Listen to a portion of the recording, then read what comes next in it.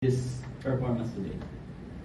Ngayon sa game namin, mas nagkumpiyansa kami sa ginalo namin. Laking tulong talaga yung paghabol namin ng first set talaga. Pagdating ng second and third set, doon mo nakita na kumpiyansa na ulit maglaw yung player ko kasi yun ang nawala sa amin ng last game na.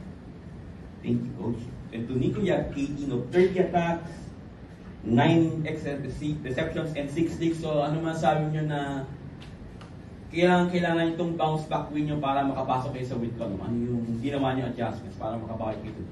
Siguro yung ginawa lang namin is yung importante sa amin yung service receiver. Siyempre yun, nakita naman namin na mas tumas yung serve namin kaysa nung last game namin. So siguro mag-training pa kami kung ano yung papagawa nila coach, gagawin lang namin. Okay, thank you. The floor is open for questions. Coach, we can talk about that. Overcoming, medyo madami po yung errors natin ngayon, 30. Paano po natin lilinisin yun?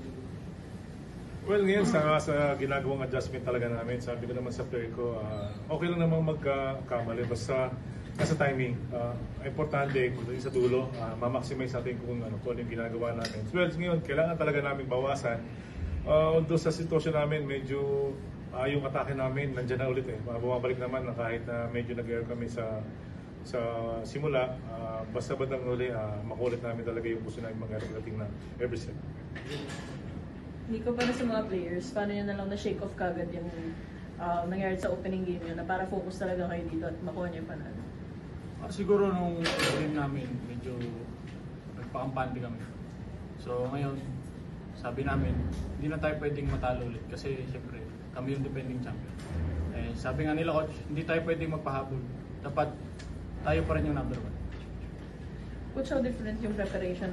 Kasi before, usually galing kayo sa panalo pero nag-a-adjust eh. Pero this time galing kayo sa talo. Ano yung naging different dun sa practice nyo heading into this game? Alam mo na, siyempre marami talaga kaming inisip ng coaches kung ano nangyari. Kung saan ba kami nagkulang, sa skills ba, kung sa focus ba sa mga players namin. And yun, hopefully talagang inunti-unti namin kung saan kami nagkamali, kung ano dapat namin gawin sa laro. Ngayon, pagdating sa Ateneo, sabi ko nga sa player ko talagang kailangan natin i-main ulit.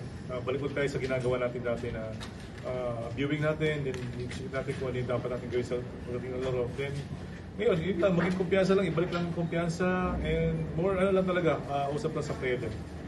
Any update kay Budin po? Sa ngayon, si Budin, talagang sabi ng coaches ko, medyo nag-heal pa lang kayong yung fracture niya. Sabi naman sa amin siguro 2 to 3 4 weeks na siguro baka pwede na. Pero syempre, hindi pa natin alam kung 100% siya pag-play. Coach, can you talk about yung pag-step up ni Jade? Syempre, Budin natin pyesa niyo, tapos si Jade Rookie. Ang sabi mo lang dun sa sa performance ni Jay siguro siguro bago pa naman kami mag-UAP, nakitaan ko na talaga siya na alam mo yun na anytime na magka-problema si Budin or isa sa mga outside hitter namin, pwede na siyang pamalit.